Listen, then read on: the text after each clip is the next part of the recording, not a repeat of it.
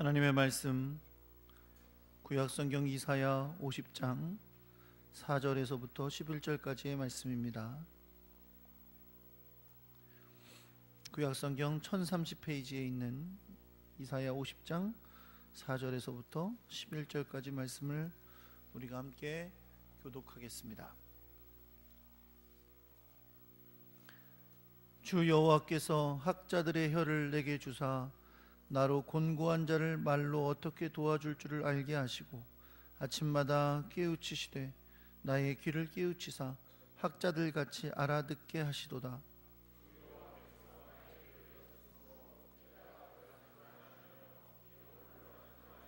나를 때리는 자들에게 내 등을 맡기며 나의 수염을 뽑는 자들에게 나의 뺨을 맡기며 모욕과 침뱉음을 당하여도 내 얼굴을 가리지 아니하였느니라.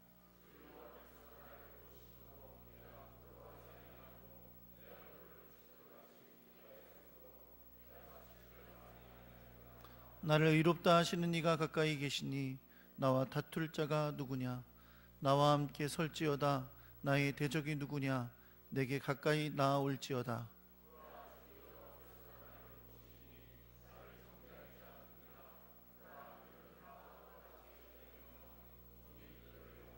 너희 중에 여호와를 경외하며 그의 종의 목소리를 청종하는 자가 누구냐? 흑암 중에 행하여 빛이 없는 자라도 여호와의 이름을 의뢰하며 자기 하나님께 의지할지어다. 너희가 다 너희의 불꽃 가운데로 걸어가며 너희가 피운 횃불 가운데로 걸어갈지어다. 너희가 내 손에서 얻을 것이 이것이라. 너희가 고통이 있는 곳에 누우리라. 아멘.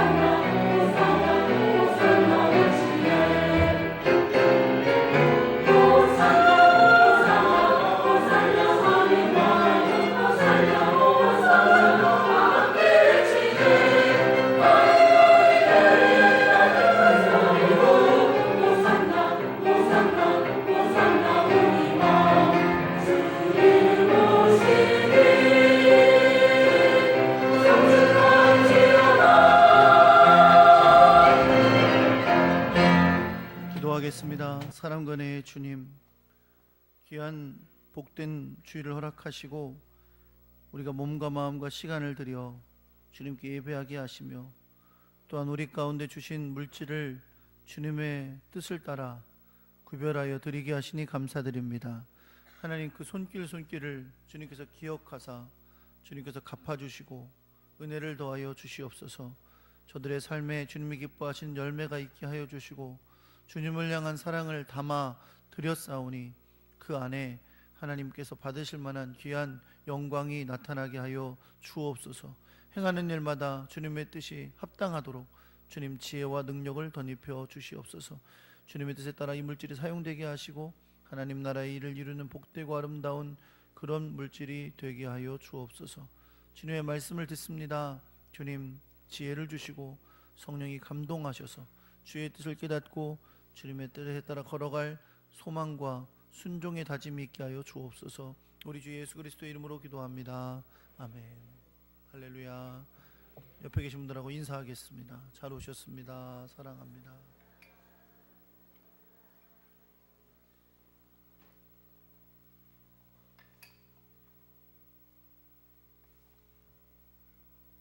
주님께서 부어주신 은혜와 사랑이 여러분과 함께 하시기를 예수 그리스도의 이름으로 축원합니다. 한번 따라해 보겠습니다. 거부하지 않으신 주님. 네, 오늘 설교의 제목은 거부하지 않으신 주님입니다. 오늘은 종려주일입니다. 오늘부터 시작해서 이번 주간은 예수님께서 십자가를 지시게 되는 한 주간을 기념하는 고난주간을 보내게 됩니다. 특별히 금요일은 예수님께서 십자가에 못 박혀 죽으신 날을 의미하는 날이기 때문에 우리는 금요일 저녁에 함께 모여서 주님의 십자가를 기억하는 성만찬 예배를 드릴 것입니다. 물론 그 매일매일의 일정으로 따지자면 성만찬은 예수님께서 목요일 날 하셨어요. 그러나 우리가 금요일 날 성금요일에 모여서 함께 성만찬을 하면서 주님께서 명령하신 대로 주님의 십자가와 그 보혈을 기념하는, 기억하는 시간을 가지려고 합니다. 오늘이 종려주일이라고 했죠.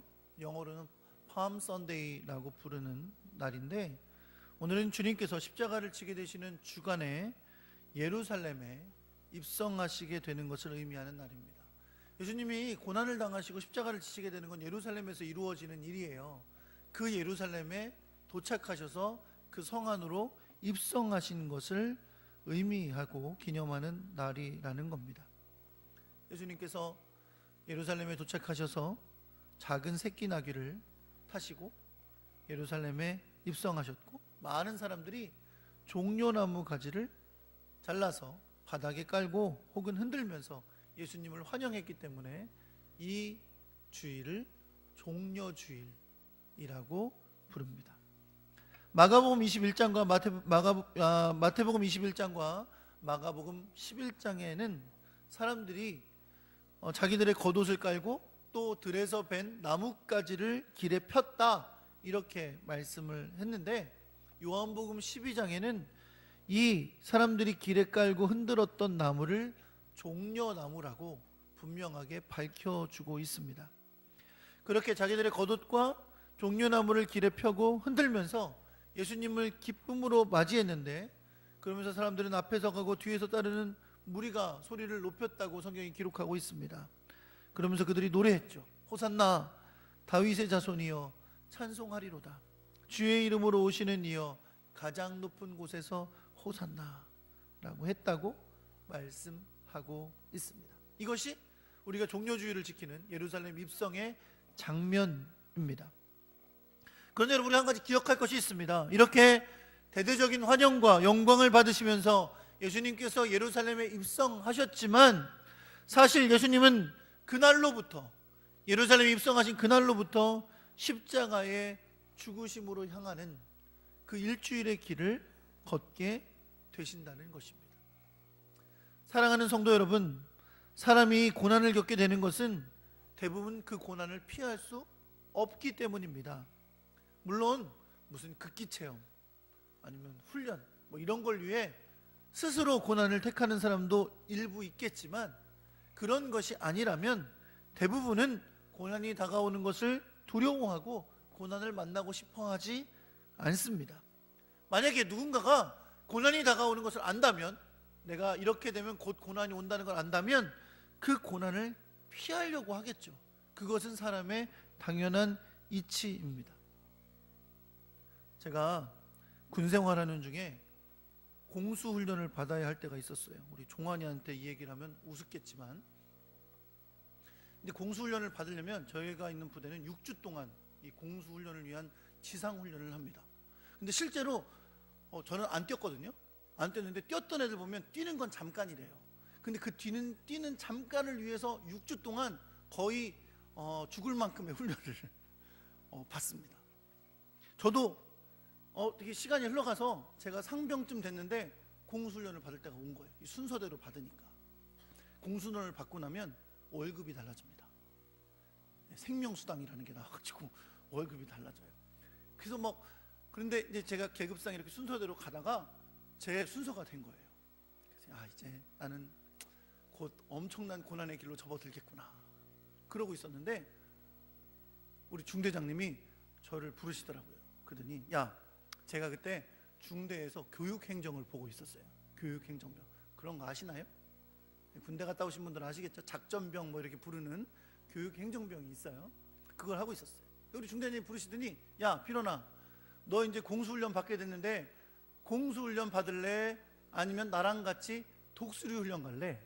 그러시는 거예요.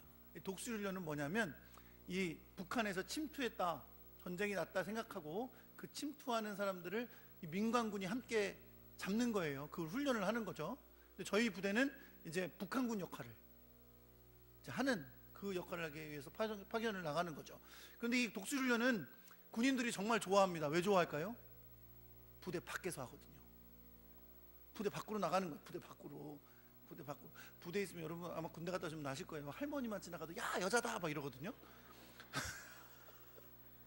심지어 눈치우러 밖에 대회 지원 나가는 걸 그렇게 좋아해요. 왜요? 부대 밖으로 나간다고 그렇게 좋아했을 때니까.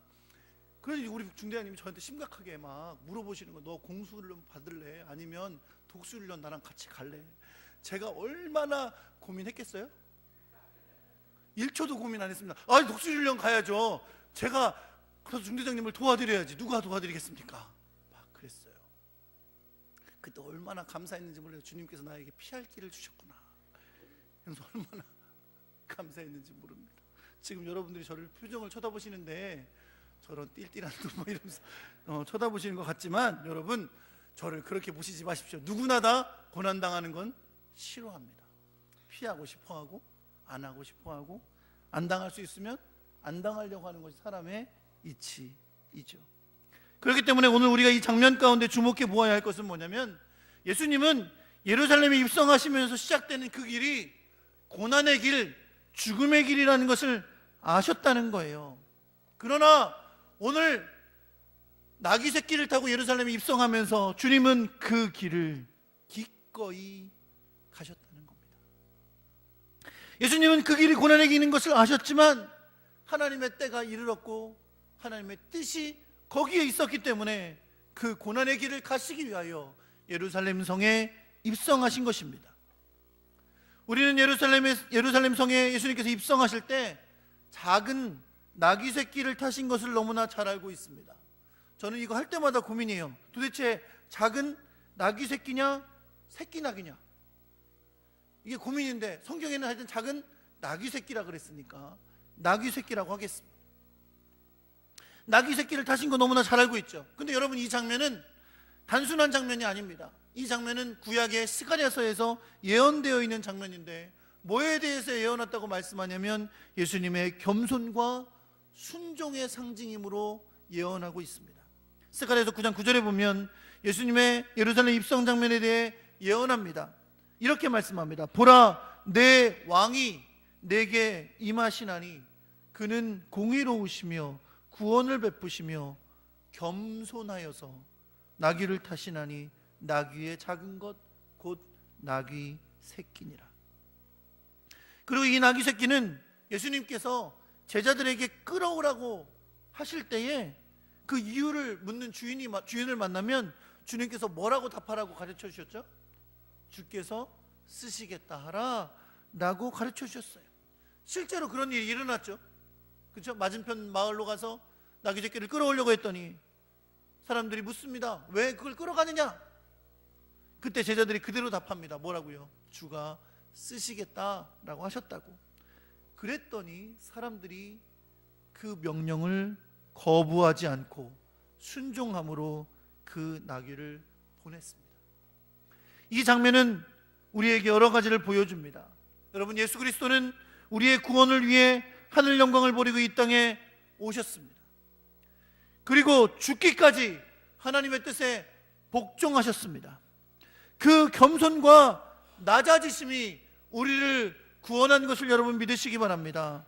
예수님을 정치적인 메시아로 여기면서 환영하는 무리 가운데 예수님이 영광 가운데 화려하게 입성하신 것 같지만 주님이 타셨던 그 나귀 새끼는 주님의 겸손하심과 순종을 상징한 겁니다. 그리고 주님의 겸손이 우리를 향한 섬김과 희생이었음을 여러분 믿으시기 바랍니다. 여러분과 제가 읽고 있는 오늘 본문은 이사야 선지자가 예언하고 있는 예수 그리스도의 고난에 대한 말씀입니다. 이사야서에는 4번의 고난받는 종에 대한 예언의 말씀이 있습니다. 이 예언들은 예수 그리스도의 고난에 대한 것인데, 오늘 여러분과 제가 읽은 본문은 그 가운데 3번째에 해당되는 본문입니다. 그리고 오늘 본문이 보여주고 있는 이 고난받는 종에 대한 예언의 특징은 바로 이것입니다. 한번 따라해 보겠습니다. 하나님의 뜻을 거부하지 않으셨다. 주님은 고난을 받으셨는데 그 고난의 깊은 의미에 무엇이 들어있냐면, 예수님께서 하나님의 뜻을 거부하지 않으셨다는 겁니다. 먼저 오늘 본문은 고난받는 종인 그리스도가 하나님의 명령을 듣게 되는 것을 말씀합니다. 오늘 본문은 이렇게 말씀합니다. 주 여호와께서 학자의 혀를 내게 주사 나로 곤고한 자를 말로 어떻게 도와줄 줄을 알게 하셨다고 말씀합니다. 이 고난받는 종이 학자의 혀로 곤고한 자들을 도와줄 말을 할 수 있게 되었다고 말씀하는데, 성경은 그가 전하는 말씀은 자기 스스로 깨우친 진리가 아니라 하나님께서 주신 명령이라고 말씀합니다. 4절은 계속해서 이렇게 말씀합니다. 하나님께서 아침마다 깨우치시되 나의 귀를 깨우치사 학자들같이 알아듣게 하셨도다. 5절에도 주 여호와께서 나의 귀를 여셨다고 말씀합니다. 여러분, 이것은 이런 의미가 있습니다. 마치 이것은 선지자에게 하나님의 말씀을 주시는 것처럼 그렇게 들리지만, 이 말씀은 고난의 종이신 예수 그리스도가 이 땅 위에서 주의 말씀을 따라 행하셨으며 그 가운데 선지자적인 사명을 하시게 될 것을 예언하는 말씀입니다. 예수님은 이 땅에 오셔서 하나님 나라의 복음을 전파하셨습니다. 요한복음의 말씀에 의하면 주님이 전하신 말씀, 그리고 주님이 행하신 모든 일은 다 하나님의 뜻에 순종하신 것이었습니다. 예수님은 제자들에게 내가 행하는 모든 일과 내가 전하는 모든 말씀은 온전히 하나님께로 오신 것임을 강조하셨다는 겁니다. 물론 여러분, 예수님과 하나님은 삼위일체 하나님 한 분이십니다. 그러나 예수님은 끊임없이 강조하신 거예요. 뭐라고요? 나는 지금 아버지의 뜻에 순종하고 있는 거다. 아버지의 뜻에 따라 이것을 전하는 것이고 아버지의 뜻에 따라 이것을 행하는 것이다 라고 말씀하셨다는 겁니다. 그렇게 주님은 세상 가운데서 생명의 말씀으로 사람들을 가르치셨습니다. 상한 영혼을 치유해 주셨습니다. 병든 자를 고쳐주셨습니다. 귀신 들린 자를 해방시켜 주셨습니다. 가난한 자들과 소외된 자들의 친구가 되어 주셨습니다. 그렇게 주님은 선지자적인 사명을 이 땅에서 감당하셨는데, 이 모든 사명 감당은 하나님께서 주신 명령에 순종하신 것이었다는 거예요. 그런데 주님께서 아버지 하나님의 말씀에 순종하신 것이 이렇게 말씀을 전하고 병을 고치고 귀신을 내쫓고 가난한 자들의 친구가 되어주신 것만이 아니었다는 거죠. 주님께서 하나님의 말씀에 순종하신 것은 고난을 받는 것까지 순종하신 것임을 여러분 믿으시기 바랍니다. 사실 여러분, 능력을 주시고 말씀을 주시고 전하게 하시고 병 고치게 하시고 귀신을 내쫓게 하시고 그런 사명을 주신 것으로 감당하는 것은, 그래요, 하나님께 주셨으면 선지자로서 사명자로서 감당할 수 있는 일이었을 겁니다. 그러나 주님의 순종은 거기에 그치지 않았습니다. 주님의 순종은 사람들이 다 피하고 싶어하고 도망가고 싶어하고 안 받고 싶어하는 고난을 받는 것까지 순종하셨다는 겁니다. 오늘 본문 5절의 말씀에 보면 이 고난의 종은 주 여호와께서 나의 귀를 여셨다고 말씀하면서 그것에 대해 이렇게 반응했다고 말씀합니다. 내가 거역하지도 아니하며 뒤로 물러가지도 아니했다. 만나고 싶지 않은 일을 만나게 될 일이 생기면 어떻게 해요? 점점 뒤로 가잖아요. 그렇죠? 어렸을 때 학교에 선생님한테 우리는 참 많이 맞았어요. 요즘은 애들 못 때리지만 줄 서서 맞아요. 줄 서서 맞죠. 앞에서 맞으면 괜찮잖아요. 근데 맞게 되면 어떻게 돼요? 자꾸 뒤로 가요. 늦게 맞으려고, 선생님이 팔에 힘 빠질 때 맞으려고 자꾸 뒤로 가게 되고 막 그랬어요. 그렇죠? 고난당하는 건 자꾸 물러서고 싶은 거예요. 뒷걸음질 치고 싶고요. 안 받으면 좋겠고, 혹시 중간에 선생님이 만변할 수 있잖아. 이제 그만 때려야지. 진짜 그런 선생님들도 있었어요. 그렇죠? 때리다가 에이 그만 들어가, 중간에 들어가는 하게 하는 선생님도 있었어요. 고난은 그런 것입니다. 그런데 오늘 성경은 고난을 만나게 되는 주님이 어떻게 하셨다고요? 내가 거역하지도 아니하며 뒤로 물러가지도 아니했다고 말씀합니다. 그 마음으로 주님이 오늘 예루살렘 성에 입성하신 거예요. 물러가지도 않으시고 뒤로 가지도 않으시고 그저 그 고난의 길을 묵묵히 나귀 새끼를 타고 걸어오신 것을 여러분 믿으시기 바랍니다. 그래서 고난에도 불구하고 당하신, 순종으로 인해 당하신 고난을 6절은 이렇게 그리고 있습니다. 나를 때리는 자들에게 내 등을 맡기며 나의 수염을 뽑는 자들에게 나의 뺨을 맡기며 모욕과 침뱉음을 당하여도 내 얼굴을 가리지 아니하였도다. 여러분, 이 본문의 말씀이 낯설지 않은 것은 우리는 복음서에서 이와 같은 장면을 보기 때문입니다. 마태복음 26장에 보면 예수님께서 대제사장 가야바에게 신문을 받으시는 장면이 나옵니다. 그때 대제사장과 사람들이 예수님을 신성모독이라고 하면서 67절의 말씀에 보면 예수의 얼굴에 침뱉으며 주먹으로 때리고 어떤 사람은 손바닥으로 때렸다고 말씀합니다. 27장 30절에는 로마 군병들이 예수님을 희롱합니다. 그러면서 침뱉고 갈대를 빼앗아 그의 머리를 쳤다고 말씀합니다. 요한복음 19장 2절과 3절의 말씀에 보면 군인들이 가시나무로 관을 엮어 그의 머리에 씌우고 자색 옷을 입히고 예수님을 희롱하며 손으로 때렸다고 말씀하고 있습니다. 여러분, 제가 지금 말씀드린 본문은 오늘 본문과 유사한 표현을 한 것만 말씀드린 거예요. 성경은 아주 자세하게 예수님께서 아버지의 뜻에 복종하기 위해 받으셨던 수많은 고통과 수치와 굴욕과 배신을 말씀하고 있습니다. 주님은 이러한 수치와 고통과 아픔을 하나님의 명령에 거역하지도 뒤로 물러서지도 않으시면서 이 순종의 길을 걸어가신 것입니다. 그리고 그 순종은 십자가에서 못 박혀 죽으시기까지 이르셨음을 여러분 믿으시기 바랍니다. 어떻게 주님은 그렇게 하실 수 있었을까요? 오늘 본문 7절은 이렇게 말합니다.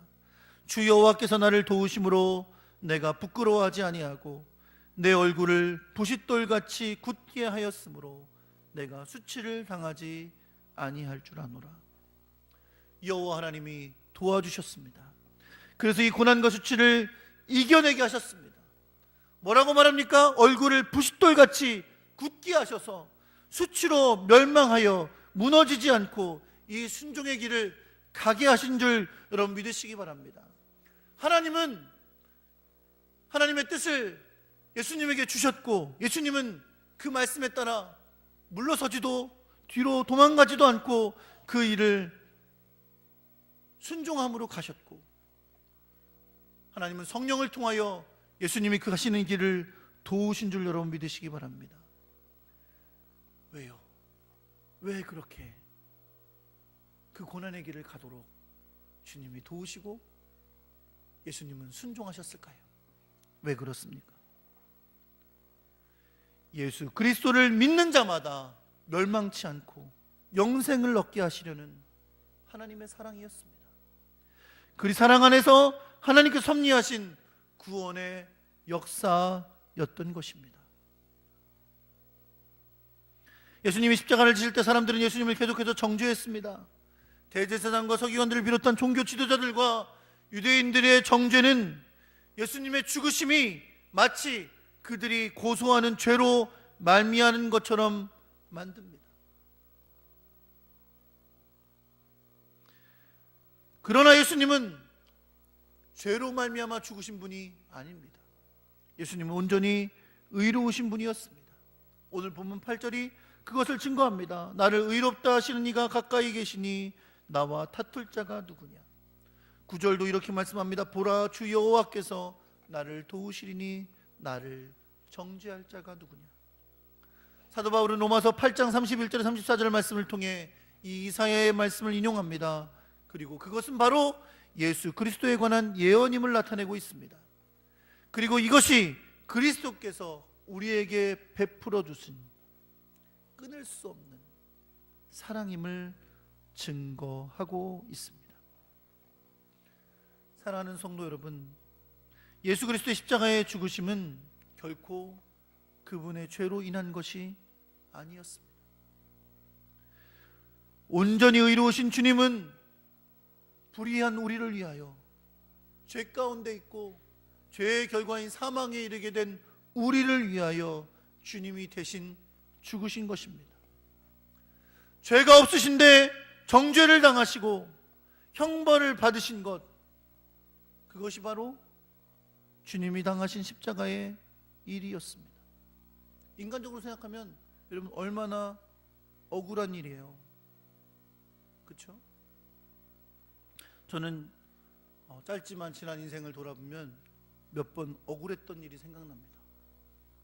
더 이상 억울했던 일을 자세하게 이야기하지 않아요. 왜요? 관련된 분들이 있어요. 그래서 자꾸 억울한 일을 이야기하지 않기로 했습니다. 그런데 여러분, 아무리 그래도 자꾸 생각나요. 그때 되게 억울했는데, 그때 진짜 억울했는데, 지금도 생각하면 갚아주고 싶어요. 갚아주고 싶어요. 군대에 있을 때 여러분, 제가 주먹으로 한 대 맞은 거 얘기했었죠? 우리 작전 장교가 저를 주먹으로 때려가지고요, 앞뒤로 다 피가 났었어요. 그때는 막 무슨 사고 나서 큰일 날까봐 얼마나 잘해주는지 몰라요. 와가지고 막 먹을 것도 사다 주고 막 어떻게 괜찮냐고 그러고 막 그래요. 한 달 지났더니 그다음부터 네가 잘못했지? 네가 장교한테 덤볐지? 막 이러는 거예요. 제가 이거를 제대할 때까지 얘기 안 했어요. 왜냐면 중간에 우리 어머니 아버지가 아셔봐요. 부대 다 뒤집히지. 아니 여러분 안 그러겠어요? 아들이 그렇게 당했다면? 그쵸? 끝까지 얘기 안 했어요. 제대한 다음에 얘기했는데 우리 어머니 아버지가 얼마나 분노를 하시는지 그때 얘기하기를 잘했지. 안 그랬으면 이 나라가 뒤집혔을지도 몰라요. 지금도 잊혀지질 않습니다. 왜? 너무 억울했거든. 너무 억울한 일은 잊혀지지가 않아요. 사람이 억울한 일 당하는 것은 그런 거죠. 죄 없이 형벌을 받으면 얼마나 억울한 일이겠어요. 그런데 여러분, 예수님이, 죄 없으신 예수님이 억울하게 죽임을 당하셨습니다. 왜요? 우리를 위해서. 죄 없으신 우리 주님은 우리의 죄를 씻기 위하여 고난을 당하셔야 했지만 그것을 거부하지도 않으시고 물러서지도 않으시고 그 고난을 받고 십자가를 지시는 길을 걸어가신 줄 여러분 믿으시기 바랍니다. 단 한 가지 이유였습니다. 우리를 사랑하신 아버지 하나님의 사랑을 이루신 겁니다. 우리를 사랑하신 예수 그리스도의 놀라운 사랑을 우리에게 십자가의 보혈로 베풀어 주신 것입니다. 우리를 구원하시기 위해서. 성경은 아무도 이 사랑에서 우리를 끊을 수 없다고 말씀하고 있습니다. 사랑하는 반석교회 성도 여러분, 우리는 오늘 종료주일을 시작으로 일주일의 고난주간을 보내게 됩니다. 주님이 당하신 고난은 너무나도 가슴 뜨거운 우리를 향한 하나님의 사랑입니다. 자기 아들을 아끼지 아니하고 우리 모든 사람을 위해 내어주셨던 바로 그 사랑. 예수님은 그 하나님의 사랑으로 가득한 뜻을 아시고 그것이 고난의 길이고 수치의 길이고 치욕의 길이고 배신당한 길임을 아셨음에도 불구하고 그 길을 거부하지 않으시고 물러서지도 않으시고 뒷걸음치지도 않으시고 그 순종의 이 길을 걸어가셨습니다. 그 사랑이, 그 순종이, 그 겸손이 우리를 구원했습니다.